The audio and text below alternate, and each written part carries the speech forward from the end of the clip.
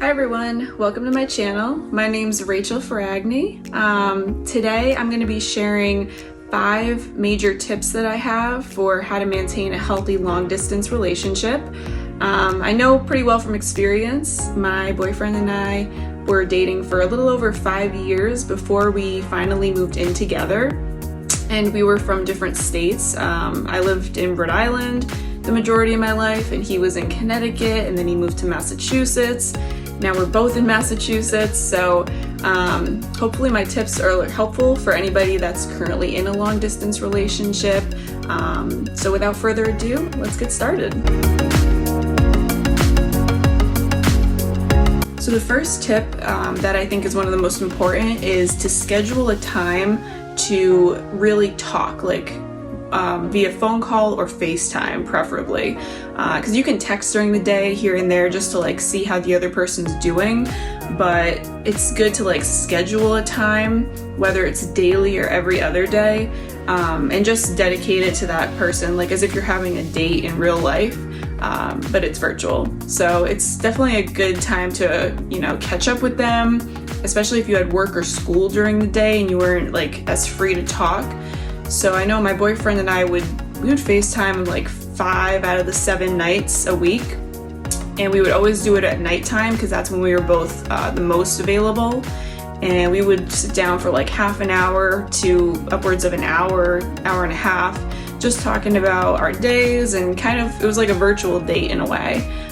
So that was definitely really helpful to maintain our relationship. The second tip I have is to make sure you talk about future plans. And I wouldn't do it too soon. I mean, my boyfriend and I were probably dating for a year before we really discussed like what we want for the future. So for example, the biggest thing is one of you would have to move states if you're eventually hoping to, get engaged, get married, start a life together like that. So, we had the discussion of, okay, who's willing to move for the other person, and we were both willing, but it's definitely something that needs to be considered, especially if you want to be with that person. So if, they're not willing to move to you and you don't want to move to them, that's going to create some conflict down the road. So I would say it's good to get that conversation, happening within the first year or so of dating, especially if you really do, see yourself with that person in the future. The third tip that I have is make sure that you still spend time with family and friends. I forget where I heard this, but I think it was true for me. Like whenever you get into a relationship, you lose approximately 2 friends. So, it was a lot of time taken up in a long distance relationship. So whenever I wanted to see him, we would schedule the whole weekend, like Saturday and Sunday to see each other, or sometimes like Friday night into Sunday.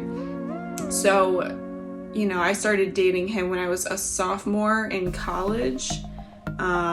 And sometimes I did lose some weekends with hanging out with friends. So that can definitely be something to make sure that you're like aware of while you're dating, is to make sure you're still spending enough time with friends and family, because you don't want to make that same mistake and lose a couple of friends, and especially because it's not like they can just come visit you for a couple hours and then leave for you to hang out with friends. It's usually like you're spending a whole day or 2 with them because they are coming such a distance to see you, especially if they're across the country and they have to fly to you.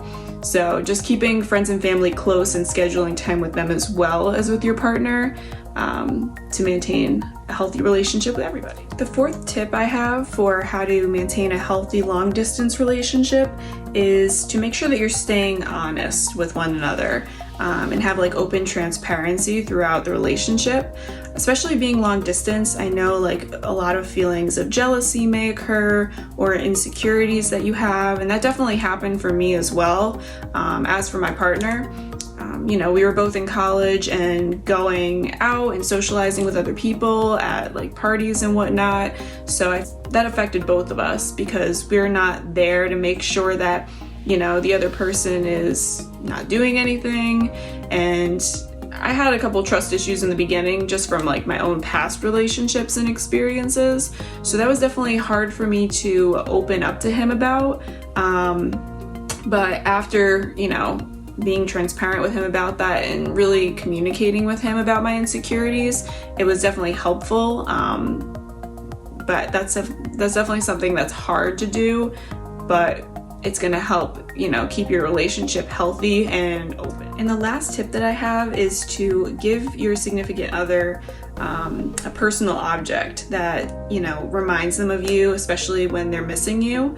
So that could be something as simple as writing them like a love letter, or my boyfriend, he gave me one of his shirts and he sprayed his cologne on it.